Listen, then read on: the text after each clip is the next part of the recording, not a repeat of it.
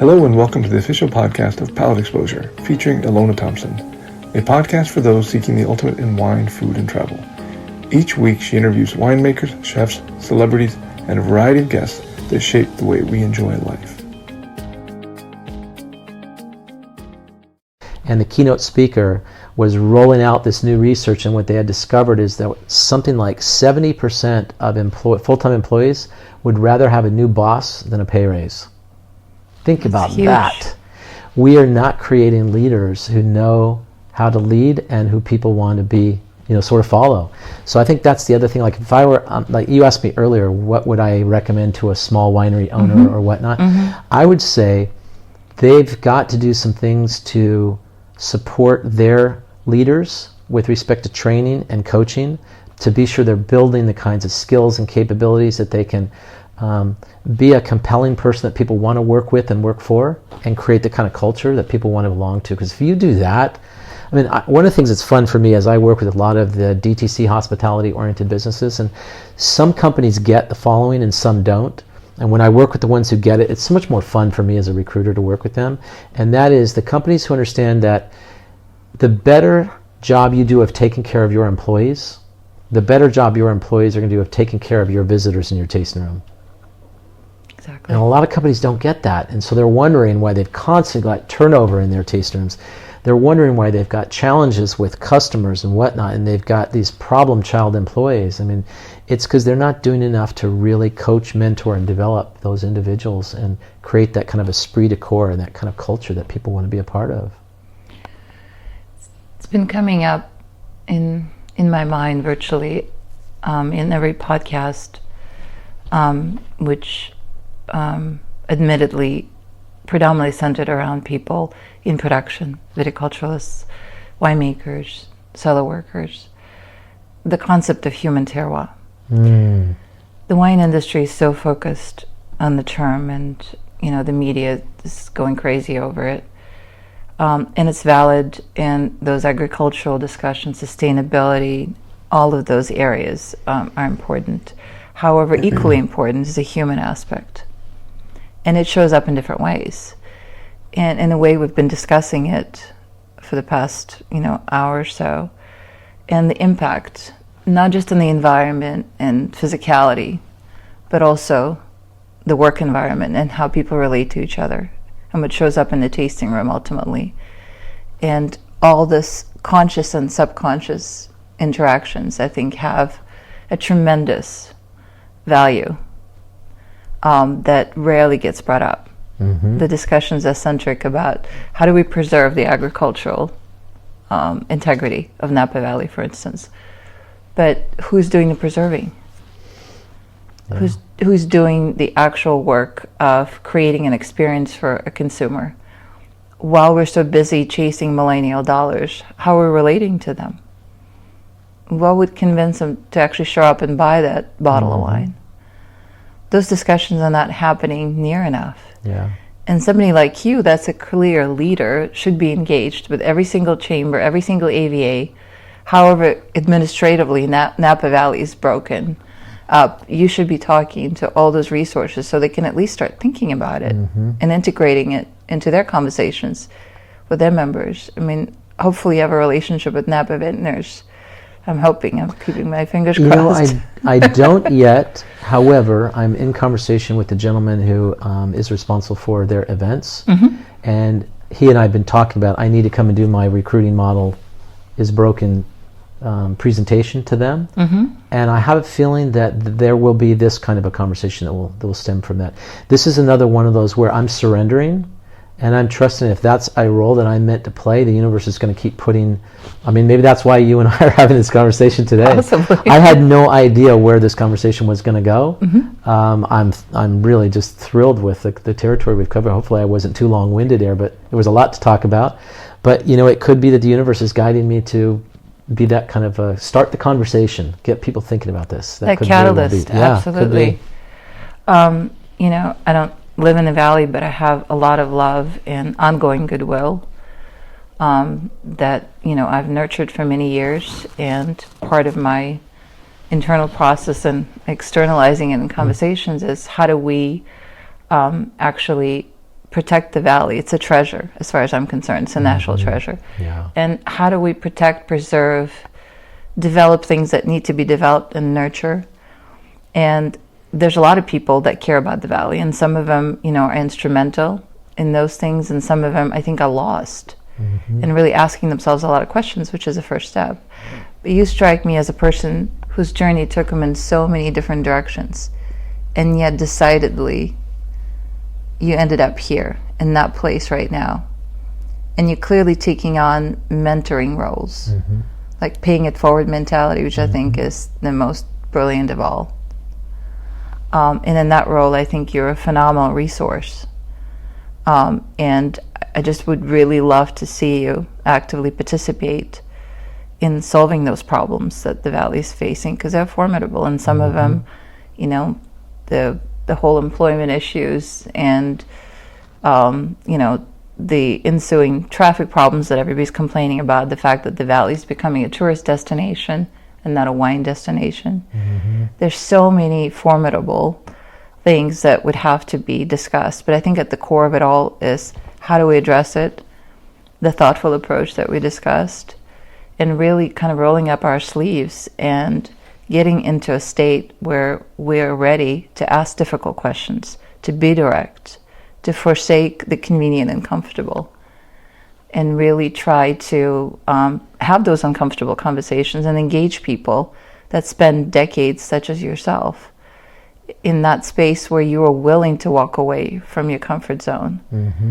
And you lived by example in this case. It's not a theory. So again, my personal hope is that all those things will start happening more actively.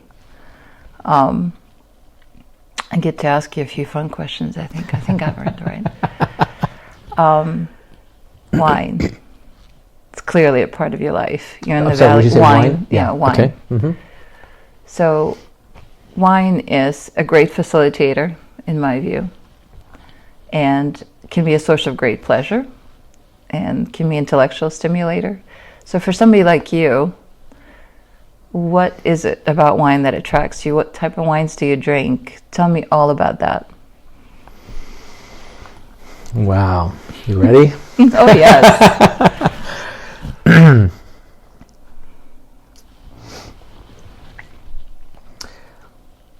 And your listeners can't see this, but I'm welling up right now because, wine is an emotional experience for me. One of the things that I did early in my sort of personal growth and spiritual evolution process is I discovered there's this field of psychology called neuro-linguistic programming, or NLP. And NLP is the study of how we human beings function in the world. We have 5 physical senses. So we have visual, auditory, kinesthetic, which is touch, and then olfactory and gustatory, taste and smell. And the brain research has discovered that most human beings function primarily out of only 1 or 2 of those 5 channels. The vast majority of humans in the Western civilization are visual or auditory. We're not even aware of the other 3 or 4 channels for the most part, but they're always information coming in, getting processed by the brain, stored in the brain, and influencing and shaping how we act and behave in the future. And I had the fortune of working with a number of NLP master teachers. In fact, the gentleman who conducted the wedding ceremony for my now ex-wife Colleen and I, he was Joseph Riggio. I call him Father Joseph. He's not a priest, but he is a master linguistics expert, and because he understands how the words that you use will impact the person who's receiving the words, and based on how they process information, it will have different effects on them. And so what I began to realize is the wine tasting experience is one of the only experiences that I had ever had that engaged all 5 of my senses. So you show up at a wine tasting, and you're immediately seeing the beautiful imagery of, for me, it's a red wine. I just love that beautiful velvety red color of Cabernet, Merlot, Pinot Noir. There's something about that color that really speaks to me in a very deep fashion. So immediately, and then of course, all the beautiful ambiance and whatever you're seeing and whatever the setting is of the dinner, the wine tasting, the tasting room, the cave, whatever it is, there's a whole visual component.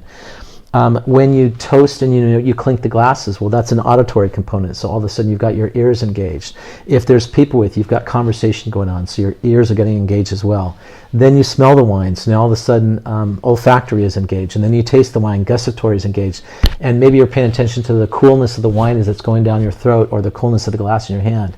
Well, what Joseph Reggio helped me to realize is that if you spend your life only operating out of one or two channels, you're not accessing all of who you are. And until you access all of who you are, you won't access all of what is available in your brain, in your unconscious. And so it's literally like if you think of this as being a rubber band, and inside of that rubber band are the one or two channels that you are operating from, and all of a sudden you have an experience and the rubber band expands, well, it all of a sudden incorporates all of who you are. That's who shows up at the wine tasting, at the dinner or whatever. And what I began to have is, I literally called it for the longest time a spiritual experience. I would show up at these dinners, and because I was so consciously aware of which of my senses are being engaged right now, I knew that the person who I was during my work life, which was very narrow, like had my blinders on and I'm just thinking about work and whatever has to get done, that part would relax with a little bit of alcohol from the wine.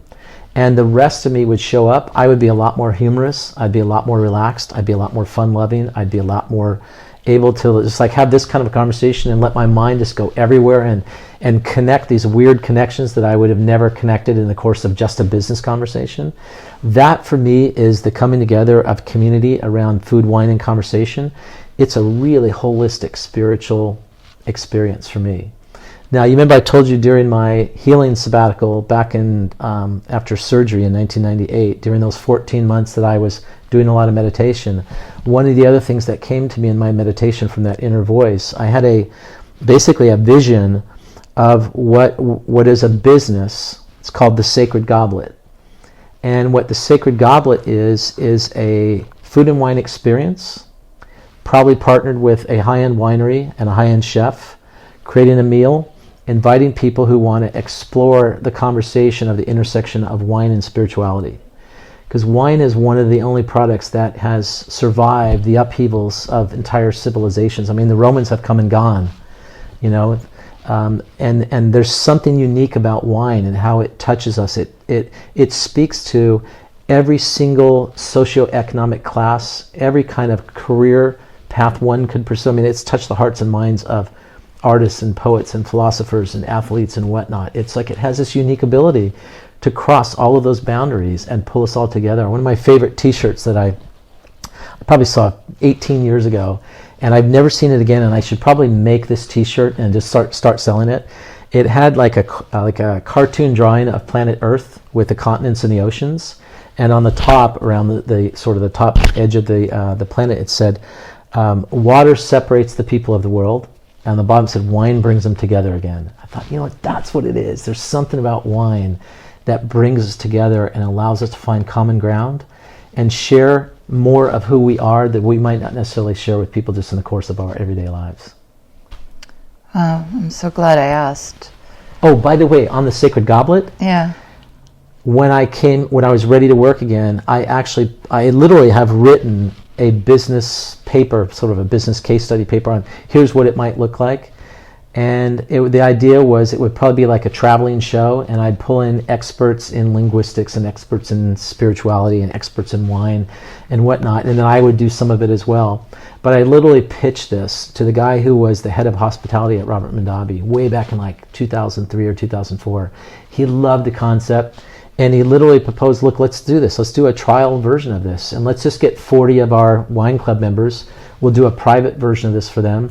That way, if you fall flat on your face, you're not embarrassed. And it was, hopefully a fun experience for people. And it didn't go anywhere, But if it does, let's get this thing going. I chickened out because I wasn't ready for it. I wasn't at this place of evolution and self-confidence and ability to know that I could pull something like that off. So it's sitting in the background. And as I described those dominoes unfolding and unfolding, I think I'm very close to being ready to roll out the Sacred Goblet. I've even designed a wine label. It's got a really incredible imagery of like a an angel from Europe on the top of a church kind of a thing with a goblet in hand, kind of thing. So it's getting close to where I'm about to start that conversation as well. And maybe that'll be a conversation that leads into what you were suggesting, that, get a conversation going about how do we preserve, what's so beautiful here in Napa Valley. You guys can't see it, regrettably, but your entire demeanor has changed once the word wine took hold. I'm telling you, I got teary-eyed. I know. It's body language, you look happy, you're so different, you present differently. I'm choked up. That is so wonderful. I mean, for a person who is so precise and has such a tremendous background in things that are science-based and, really definable, to really channel the romance. Yeah. It's really quite remarkable to witness. It's incredible to be. You should be on the inside of my body, experiencing what I'm experiencing. It's life changing. I mean, it's an amazing experience to be on the inside here. Every cell in my body feels like it's vibrating, like it's alive and awake. We talked a little bit about my spiritual beliefs, and I'm a believer of past lives, and I know some people who are able to take you into a hypnotic trance. Mm-hmm. And take you to a place where you can access past lives. And I've done this before, and it should be no surprise, one of the past lives, I was a winemaker in Italy in the 1400s. And I literally died of a heart attack, collapsed on a barrel in the underground cellar, in Italy. So it's in my blood. I know it. And I had to go through my life experiences to get to a place where I was ready to shed the past and wake up to the truth of who I really am, which is I'm a wine guy. And I've found my unique sort of path in the world of getting to experience these cool communal experiences around food, wine, and in community. But also, I can support all of that with the incredible work that I do, in the industry that I love too. So it's kind of all integrated. I can absolutely see that. So, what does David Newlin drink? My two all-time favorite wines, wine regions. Number one is a region in Umbria, in Italy, and the grape is called Sagrantino. The region is called Montefalco, so it's Sagrantino de Montefalco. I absolutely am gaga over this wine. There's something about the earthiness of it. It probably is connecting me to that past life as a winemaker in Italy, for all I know. It's not as friendly of a grape. It's not, but there's something about those wines that when I taste one of those wines, it just is like an explosion on the inside of me. The second area I really love is Châteauneuf-du-Pape. Huh. And there's something about, I think, the history of Europe there as well. I have a strong connection, I think, to the history of the popes. I don't know if you know this, but Châteauneuf-du-Pape is the only area where the popes have ever lived outside of the Vatican. I didn't know that. The Black Plague was racing through Rome, and they were afraid that the Pope was going to succumb to the Black Plague. Yeah. So the Vatican purchased a castle and a region from the King of France. That castle that's what Châteauneuf-du-Pape, the House of the Pope, that's what that translates to. And so that whole region got started because of the popes lived there for, I think it was 9 years, and then finally moved back to the Vatican. When I traveled there, I mean, it was like a cosmic experience for me to just feel so connected to some kind of history that I, at some level, knew. It was almost like I felt I've been here before. Something about this feels really familiar, even though it's the first time I've been here in this lifetime. It just feels too familiar for me to have not been here before. It was that kind of an experience. And then here in Northern California, I'm a huge fan of Pinot Noir. I love the Pinots from Santa Lucia Highlands and from the Russian River. And then I love Merlot. Merlot, I'm a big fan. Probably the very first eye-opening, mind-expanding experience I ever had, I was probably in my mid-20s. A friend of mine, his father had just finished the Culinary Academy in San Francisco, and he wanted to take his family on a wine tasting excursion. I was part of their extended family, so we all jumped in a van. We came up here. We went to Farniente, Duckhorn, and Rutherford Hill.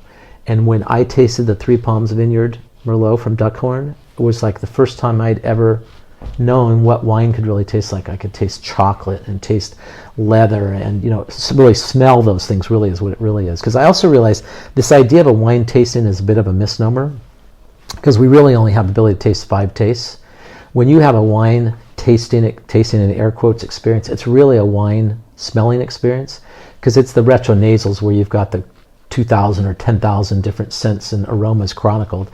That's what awakens us. And that's why I think this idea of wine tasting is a 5-sensory experience. It opens us to something on the inside that gives us more access to who we really are. I think that's why for the people who love wine and these wine experiences, they don't even know it, but part of the attraction of traveling in wine country and doing great wine and food dinners is they're getting access to more of who they are, not just having that experience in the outside world.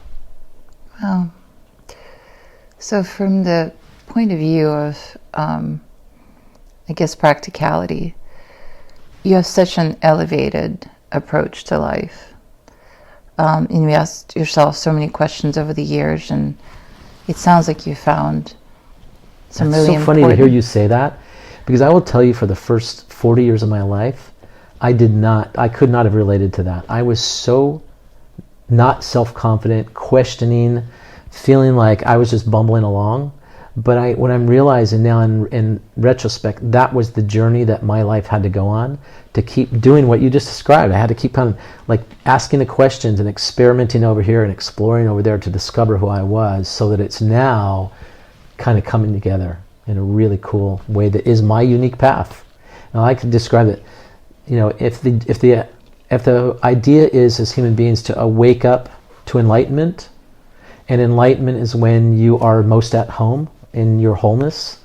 There are 8.5 billion people on this planet, then there's 8.5 billion journeys home. And I'm finding mine, and everybody's finding their own unique, sort of path to what they would call their home as well.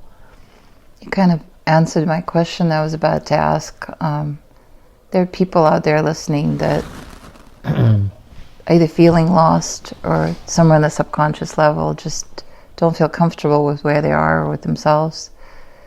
And that first step is so incredibly hard. Yeah. If you were talking to someone that's really struggling and not able to come up with that first move towards themselves, that first acknowledgement, what would you say to them? That's easy. Give yourself the greatest gift I ever gave myself, which was that Hoffman process. Because what the Hoffman process does such a fabulous job of doing is providing a really safe, supportive, coaching-based environment for you to look at what are all the thoughts rolling around in your head, what are all the emotions popping up in your body, what are all the behaviors that you're doing, some of which are supportive, some are self-destructive, that belong to your father. Which ones belong to your mom? And who are you really? Because you have to learn what you took on unconsciously from your parents or your caregivers, and you have to have a vehicle for beginning to let those go. And like, you remember that visually, I have this visual, and this might not work for some people, but it really works for me. When I meditate sometimes about who I am at the core, I know that I've got a lot of layers that got added on because of my childhood experiences that were from my dad and from my mom. And everybody can probably remember the visual image of September 11th, 9/11, when the World Trade Centers all of a sudden started crumbling at the top and just collapsing upon themselves. Well, I literally imagine myself being like that and having these external layers that are not me, they're from my mom or my dad, having them start to crumble on the outside and collapse down and around me. And what's left on the inside is almost like a bright light. It's just who I am. And I actually have a saying posted on my wall in the office in the next room over there. And it says something like, what if the journey of life was not so much about trying to become who you're supposed to be, but about letting go of who you're not, so you can just be who you already were to start with. And when I sit with that and I think about the crumbling down of the exterior, that's really what I think the journey, and people who are feeling lost, they're over-identified with all that exterior structure, all of those exterior parts that they think are who they are, but they really belong to somebody else. And they've got to go through like I said, a safe, supportive, well-orchestrated process of being able to let that stuff go and then discover who they are. And from that place of knowing who they are, you've got to reinforce operating from that place so that you can start to move in the world and start to make decisions and start to interact with people from that more centered, grounded place of knowing who you really are. And then your life starts to go on a different journey. And that's kind of what my whole life has been about, is finding my path, my journey, and letting go of the stuff that's not me. You know, the more we talk, the more doors open in my mind. I could ask you a million questions. Maybe there's a part 2. Yes, I was about to say that. I'm going to thank you for your grace and wisdom and sincerity. And I hope those that are listening took to heart the many life lessons that you've imparted on us. And I would encourage you guys to write and ask questions so we can have a part 2, because I think it's much more important they come from you than me. So thank you very much. Oh, thank you, Ilona. This is, like I said, I had no idea what we were going to do. This is such a cool surprise. And I'm just grateful that I had the opportunity to have this conversation with you. And so if it inspires people to write questions and whatnot, I'd be thrilled to come back and do a round 2. It'd be awesome. It's been a pleasure. Thanks again for tuning in to the official podcast of Palate Exposure featuring Ilona Thompson. We'll see you again next week.